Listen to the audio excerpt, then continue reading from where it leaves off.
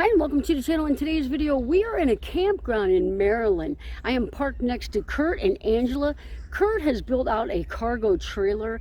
The craftsmanship is phenomenal. He's going to give me a tour. I'm going to bring you guys along. Hello, I'm Curt and this is my wife Angela, and we're going to probably start full-timing in November. And this is a cargo trailer build out that I did myself.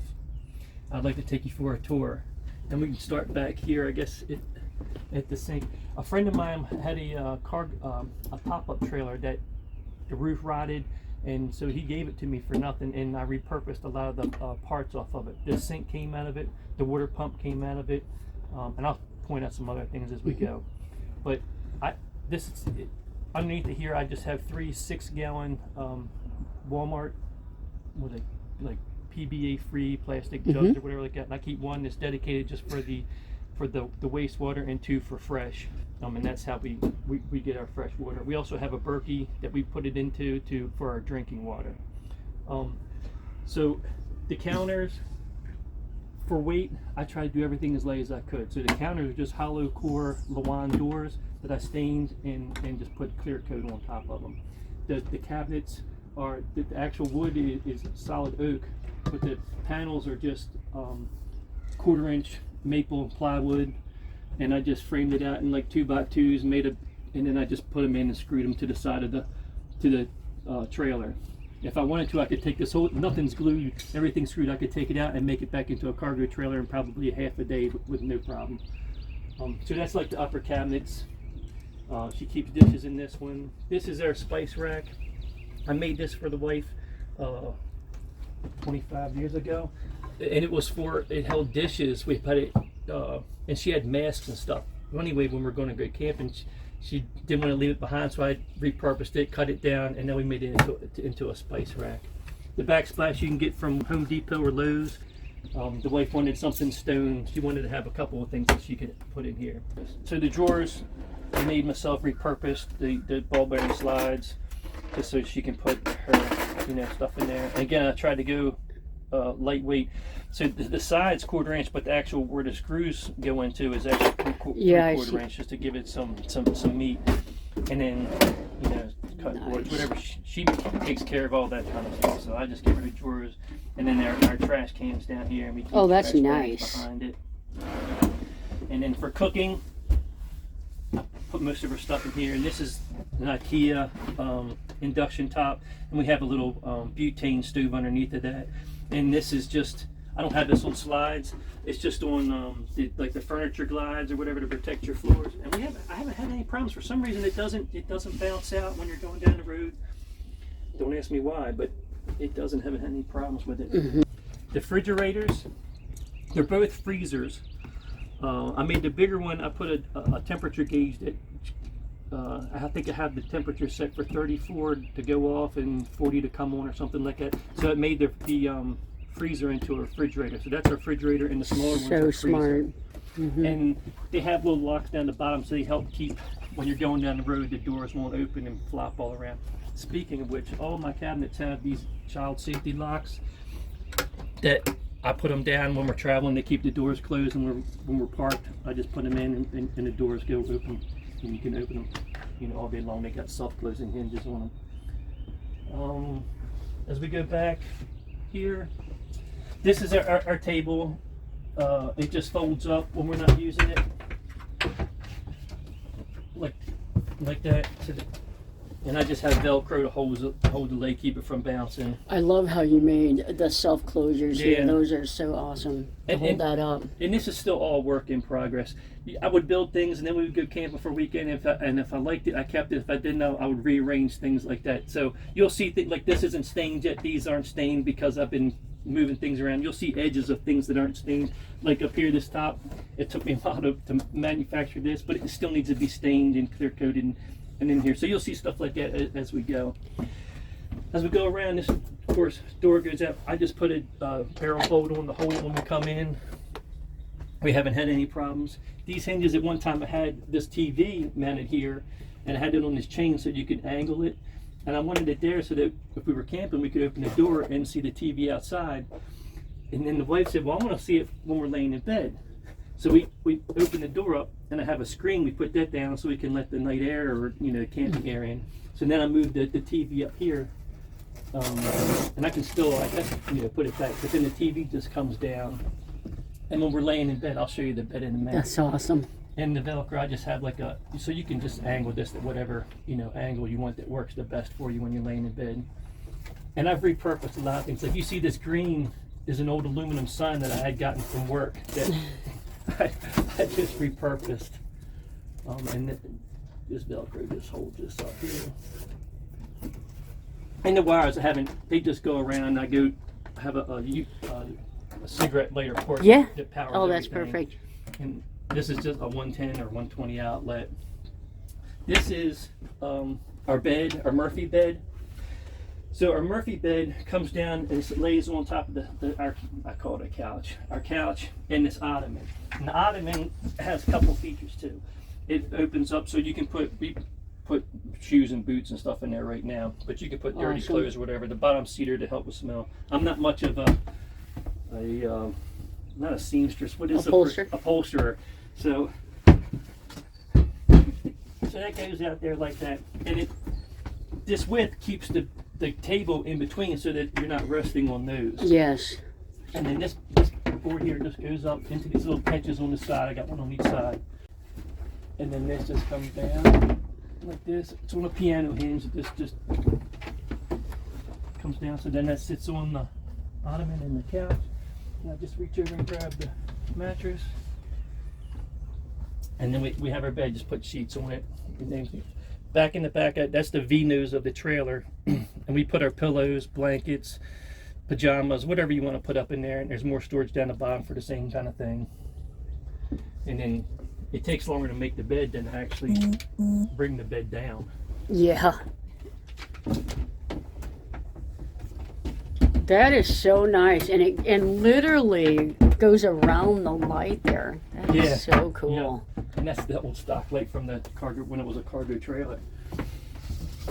So, and then down here, when we're at campground, we use campground facilities, but when not, this just comes out, and we just have the bucket. Perfect. And then we just have, this comes out, we have a little more storage down there just for miscellaneous stuff. I love how you used, it's just, everything is so light. Yes. And then, when planning to go, I want to have an extra set of wheels that we can, in case we broke down or something like that, and we want to travel and just sightsee. So anyway, I have a motorcycle. So this is the front wheel chock for the motorcycle.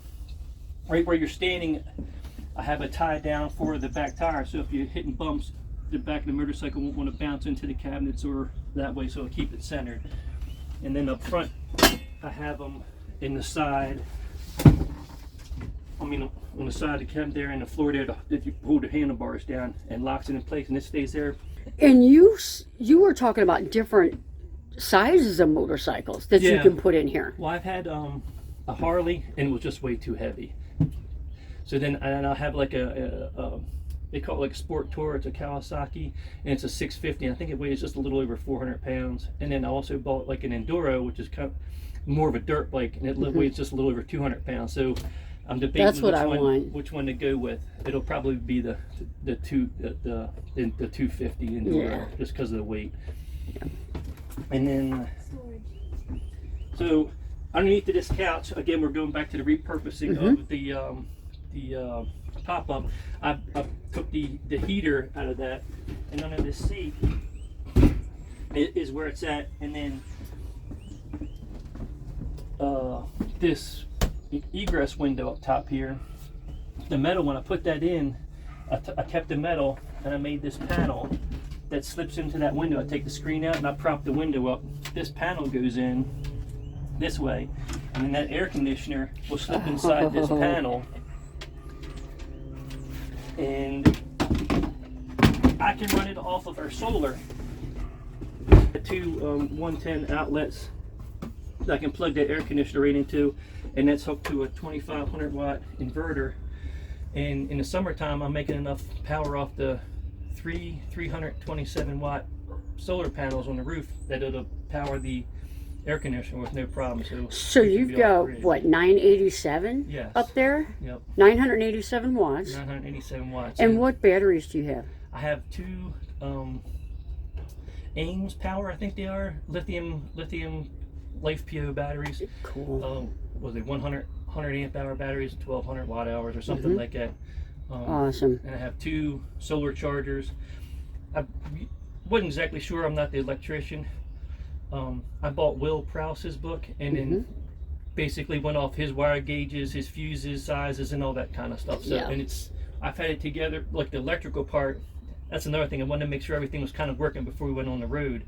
So I've had it up and running. I'll just sit it out in the driveway and I'll just power everything up and just let it run. I'll go out and check on it, daily or weekly and just see how things are going, to try and work the bugs out of it as we go.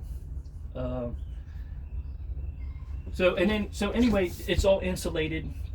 I have 1 inch poly iso in the walls because that's how thick the studs are in the walls, and in the ceiling I have 2 inch, and the roof is bowed, and I just wanted it flat. So I took I used to work in construction, and I had metal studs, and I ripped them down, and then I screwed those to the metal that was in this itself, and then I used that as a lip to set the styrofoam on. To capture everything up there, and then I just put this 1/4 inch maple ply up, and then I just ripped down strips of oak and routed out, probably like you may have did in yours, and then put these LED strips in there, and of course wired them all up, and they're on dimmers underneath the cabinets. You can turn them down, turn them off. Everything works underneath these dimmers underneath the cabinets.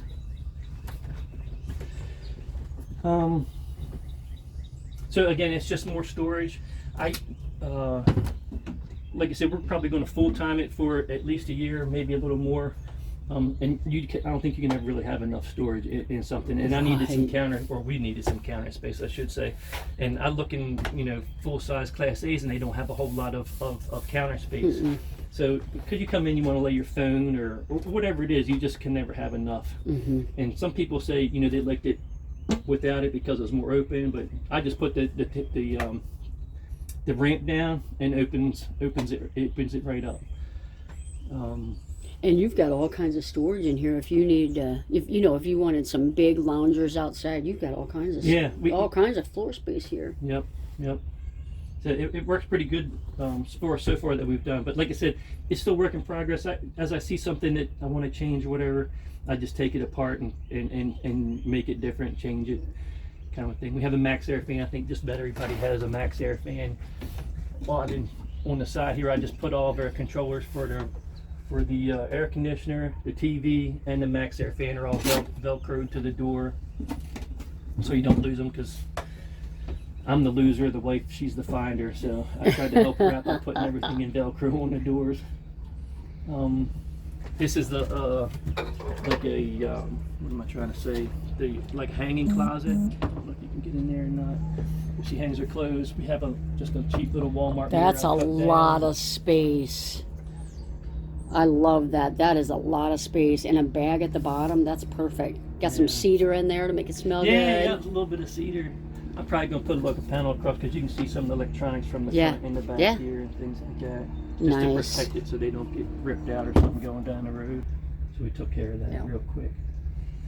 On top, I have, I think we talked about it, but we have 327 watt solar panels. And I got them someplace out of Arizona. They were new old stock. They were brand new, but they were, a year or two old or something like that. I made the brackets that they're on myself, and I lifted it up so that this Max Air fan, when it opens up, it doesn't hit them. And they're overpowered for, I think, my controllers, but they don't tilt, so it's always hitting an angle. So I don't think they ever really make 327 watts. They may make 250 or something like that, at any given time, unless maybe if I get down south and the sun's directly above, then then they may. But you've got those in parallel or series? I have two in series and one's by itself. So I have two controllers down there, and I have them programmed the same, so they're on and offs and all that kind of stuff. It's again, I follow Will Prowse's book, and he says he hasn't had any problems doing that, and so far I haven't either. But again, I tried to make everything as light as I could because it seems like it doesn't take long before you get over, you're going to be overweight. This trailer is it's got 3,500 pound axles and springs and stuff, but it's only rated for 2990 because it didn't have brakes. And we used to pull it with a motorcycle before, and I was coming down some hills in Pennsylvania, and the minivan that we had, about halfway down, the pedal just started going away, and I started to like panic, and I'm downshifting, I'm hitting emergency brake, and luckily I don't go fast anyway, so I was just easing down the hill to begin with, so we weren't going too fast, and we were able to stop. After that trip, I ordered electric brakes, and the very next day ordered electric brakes, put them on myself. Big difference. I'll never probably have anything again that doesn't have brakes on the trailer, even if now we have a full-size 1500 Ram, and just the brakes make so much difference. It's they shouldn't even sell them as far as I'm concerned without brakes, I don't think, because you can get yourself in trouble real quick. And last thing you want to do is hurt somebody else. I don't mind messing my own stuff up, but I definitely don't want to hurt somebody else. Well, this is Curt and Angela, and we thank you for sharing or letting us share our cargo trailer with you, and happy travels. Thank you so much. All right, if you think these builds are awesome, give this video a thumbs up. Also, some friends of mine, Jesse and Felix from Happy Place Camping, they also built out a cargo trailer. They live part-time in that. Don't forget to check out their channel. I will link that in the description below. We will see you guys on the next video.